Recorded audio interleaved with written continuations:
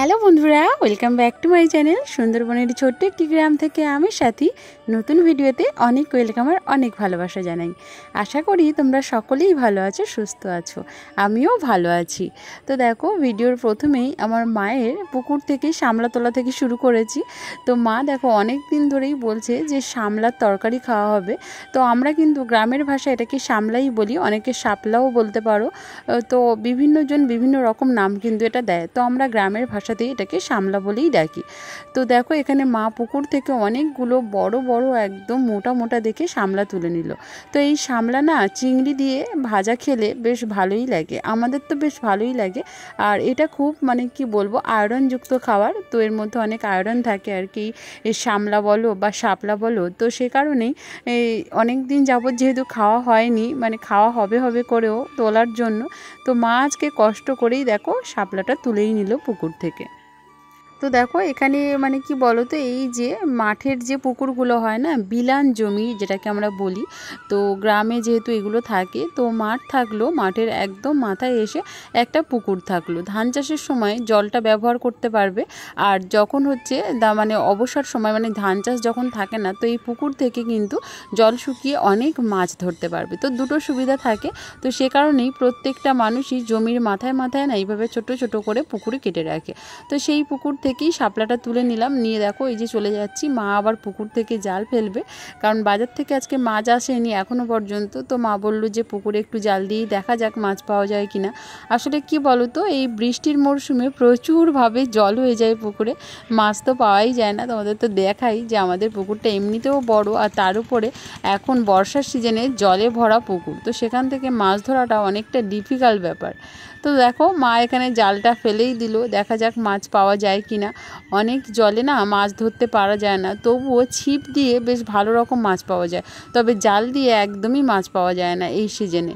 একটুখানি কি বলবো, শীতের সিজন জলটা একটুখানি কমতে থাকলে পুকুরে কিন্তু অগাধ মাছ, তো সেই অগাধ মাছ তখনই ধরা যায়। তো সে যাই হোক, মাছ ধরা গেল না অবশেষে। তারপরে দেখো দাদা বাজার থেকে কত কি নিয়ে এসছে, আর বৌদি আজকে কত কি আয়োজন করেছে, কেন অবশ্যই তোমরা ভিডিওর থাম্বনেল দেখে বুঝেই গিয়েছো। আজকে তোমাদের এই কি বলবো, অবাগা দিদিভাইয়ের হচ্ছে বার্থডে, তো জন্মদিন। সে কারণেই বৌদি এখানে দেখো অনেকগুলো পদ রান্না করেছে। তো দেখো এখানে মাছের ভাজা রয়েছে, তারপরে চিচিঙ্গা ভাজা রয়েছে, একটা ডাঁটা চচ্চড়ি রয়েছে, চিংড়ি পটল রয়েছে, আর রয়েছে মাংস। তো এই দিয়ে থালাটা আমার বেশ সুন্দর করেই সাজিয়ে দিয়েছে। তো জন্মদিনের এই যে একটা পরিবেশন, সেটা কিন্তু সত্যিই ভালো লাগে, একদম মন থেকে ছুঁয়ে যায়। খেতে কতটা পারবো বা আদৌ খেতে পারবো কিনা সেটা বড় কথা নয়, এই যে সাজিয়ে দেওয়াটাই বড় কথা। দেখো এখানে বাড়ির সকলের সাথে খেতে বসে গিয়েছি, পুচু, মা, বাবা, দাদা সবাই আছে।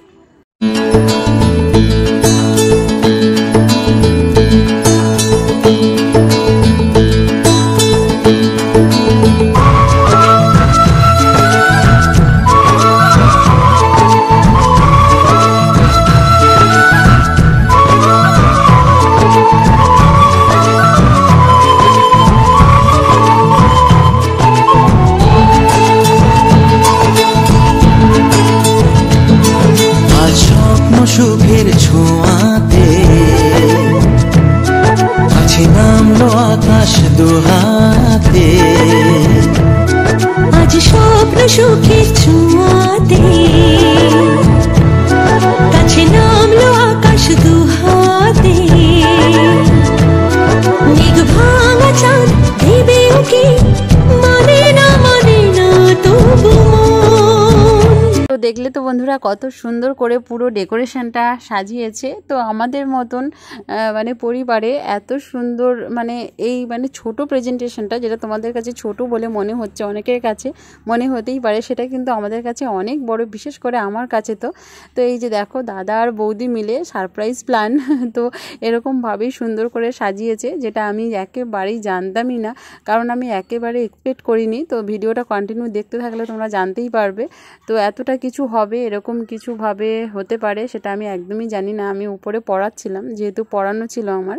তো দেখো এখানে খুব সুন্দরভাবে বেলুন দিয়ে ডেকোরেশন করা হয়েছে আমার খাটটাকে।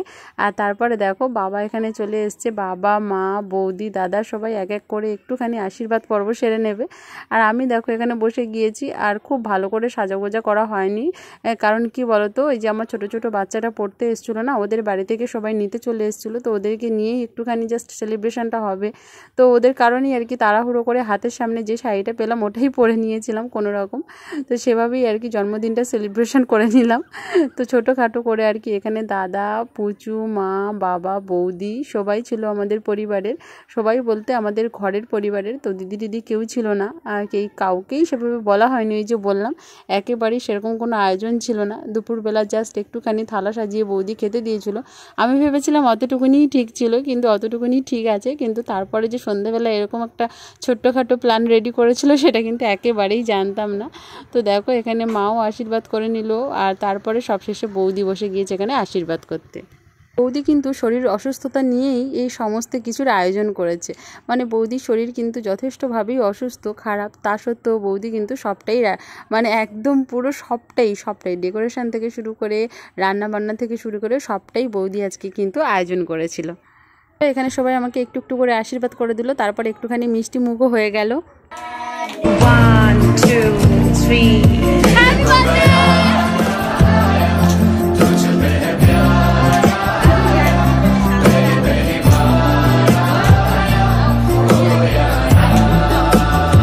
আজকে পেলাম দু হাত ভরে যা ছিল স্বপ্ন আমার, খুশির খাবে এই দিনটাকে জীবন দিল উপহার। কিছু কিছু দেখো বন্ধুরা এখানে সবাই মিলে একটুখানি মজা করে নিল আমার টিউশনির বাচ্চারা এরা। তো ও রাতও হয়ে যাচ্ছে, 9টা বেজে গিয়েছে, মোটামুটি 8টা 15 20 8:30টার মধ্যে ওদের ছুটি দিয়ে দিই। আর তারপরে দেখো এখানে এই যে শ্যাম্পেন ওড়ানোর জন্য দাদার আর হচ্ছে আমাদের প্রচুর খুনসুটি শুরু হয়ে গিয়েছে। ওর মাথায় না দাদা একেবারে এই যে ফেনাগুলো হয় একদম ভরে দিয়েছিল, তো ও না চেপে আর দিতে পারছে না দাদাকে, দেখো এইভাবে ঘষে ঘষে দিচ্ছে। দেখো বন্ধুরা সব শেষে এই যে বসে গিয়েছে কেক খেতে। বাবা ও আর কারোর দিকে দেখছে না, ওই শুধু খাওয়া শুরু করেছে। তো দেখো পুরো ডেকোরেশনটা তো আমাদের দেখালাম, তো অসাধারণ সুন্দর। এই যে তুই কি সব কেকটা খেয়ে ফেলবি? হ্যাঁ তোর ভীষণ ভালো লেগেছে? হ্যাঁ এটা মিষ্টি নে, একটা লাড্ডু নে ওখান থেকে, জল খা। ও কেক নিয়ে বসে গেছে অলরেডি।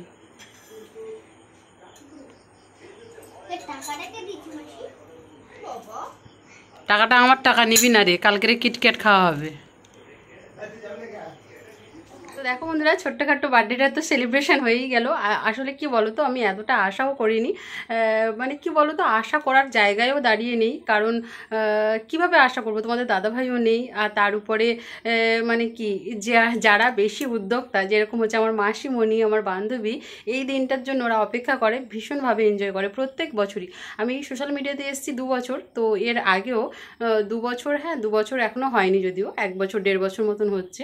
তো সে যাই হোক, তো এই প্ল্যাটফর্মে আসার আগেও মাসিমণি বান্ধবী ভীষণ অপেক্ষা করে থাকে এই দিনটার জন্য, ভীষণভাবে ওরা সেলিব্রেশন করে। আর এবছর যেহেতু মাসিমণি নেই, বান্ধবী নেই, তোমাদের দাদাভাই নেই, তো সেই কারণে আশা করাটাই একেবারে বৃথা যাকে বলে। কারণ কি বলো তো আমরা মধ্যবিত্ত ফ্যামিলিতে বিলং করি, এখান থেকে বার্থডে সেলিব্রেশনের জাস্ট কোনো মানেই হয় না, কোনো মানেই হয় না।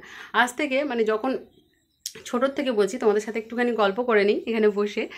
তো ছোটোর থেকে কথা বলছি, ছোটোবেলা থেকেই কিন্তু আমরা কখনো এইভাবে মানুষ হইনি যে জন্মদিন একটা পালন করা হবে, তার জন্য কি বলবো অল্প হোক বেশি হোক টাকা খরচ করে, সেটা মানে কি বলো তো একেবারেই কখনো স্বপ্নেরও বাইরে যেটা বলে।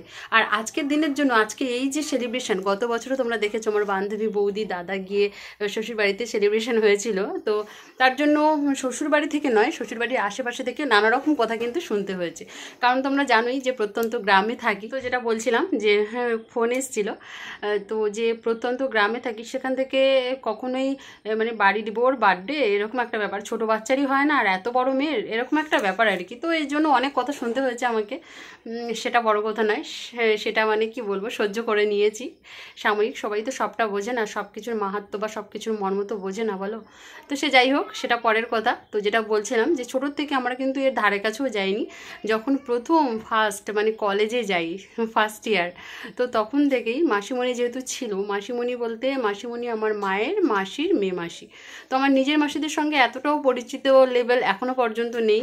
তো মাসির মানে আমার মায়ের মাসির মেয়ের সাথে যতটা না আমার বা আমাদের পরিবারের যাই বলো না কেন, যতটা সম্পর্ক গভীর, তো ততটা কিন্তু নেই অন্য মাসিদের সাথে। তো সেই মাসি প্রথম আমাদের মাধ্যমিকের অ্যাডমিট থেকে প্রথম বার্থডেটা জানতে পারে, অ্যাডমিট দেখেই আর কি। তো অ্যাডমিটের বার্থডে দেখেই প্রথম ভেবেছিল আমরা যেহেতু 4 ভাই বোন, যে আমাদের 4 ভাই বোনের বার্থডেই সেলিব্রেট করবে।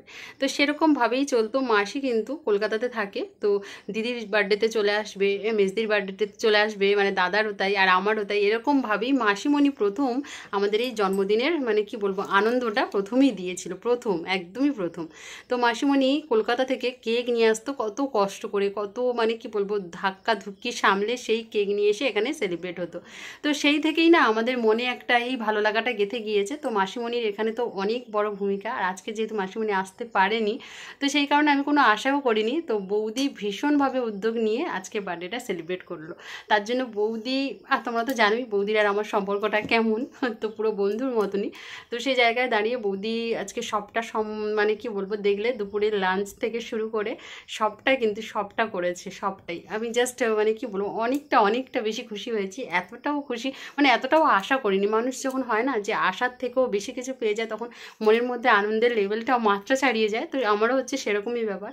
আশার থেকেও যখন বেশি কিছু পাওয়া যায়, মনের আনন্দটা কিন্তু মাত্রা ছাড়িয়ে যায়। তো সেরকমই ব্যাপার। তো যাই হোক, ছোট্টখাটোভাবে এই যে বার্থডেটা সেলিব্রেট করলাম আজকে, ভালোই লাগলো আজকের দিনটাতে। তো তোমাদের ভিডিওটা কেমন লাগলো অবশ্যই কিন্তু কমেন্টে জানিও। আমার তো বেশ ভালো লেগেছে আজকে সারাটা দিন। মনের মধ্যে অনেক কষ্ট, অনেক দুঃখ থাকে, সেগুলো সরিয়ে যখন একটুখানি সুখের ছবিটা উঁকি মারে না, সেটা নিয়েই বেঁচে থাকতে ভালো লাগে।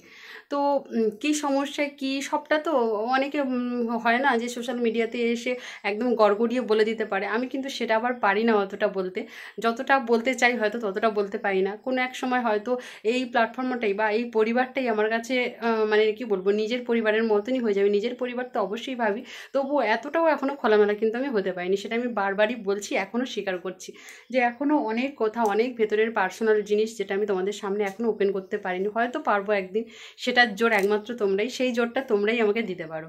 তো যাই হোক, সেই দিনের অপেক্ষা করব। আজকে সারাদিনটা এভাবেই কাটলো। ছোট্টখাটো বার্থডে সেলিব্রেটটা কেমন লাগলো অবশ্যই তোমরা জানিও। তো মধ্যবিত্ত পরিবারে এরকমভাবেই এই যে ছোটো ছোটো খুশিগুলো নিয়েই কিন্তু আমরা বেঁচে থাকি। তো চলো বন্ধুরা, সকলকে আবারও বলবো, সকলে ভালো থেকো, সুস্থ থেকো। জীবনের যে ছোট্ট ছোট্ট সুখের ছবিগুলো না, সেগুলোই আঁকড়ে ধরে বেঁচে থাকার চেষ্টা করো। কারণ জীবনের দুঃখের সাগর অনেকটা বেশি, কিন্তু সুখের মুহূর্ত কিন্তু খুবই কম।